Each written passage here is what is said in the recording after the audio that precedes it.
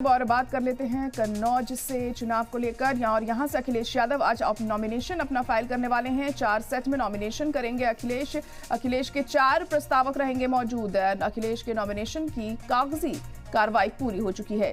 तो अहम खबर इस वक्त आपको बताएं कि आज कन्नौज से अपना नामांकन दर्ज करने वाले हैं अखिलेश यादव। अपना पर्चा दाखिल करेंगे वो।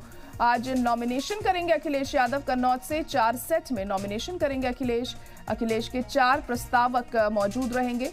अखिलेश के नॉमिनेशन की कागजी कार्रवाई पूरी हो चुकी है और आगे का जो पूरा प्रोसेस है आज अखिलेश यादव करने वाले हैं। आपको बता दें कन्नौज सीट से अखिलेश यादव का नाम अब सामने आया है। हालांकि पहले तेज प्रताप यादव को यहां से उतारा गया था, लेकिन एक बार फिर से यहां पर उम्मीदवार को बदला गया है और अखिलेश यादव यहां से चुनावी मैदान में उतर रहे हैं इस बार।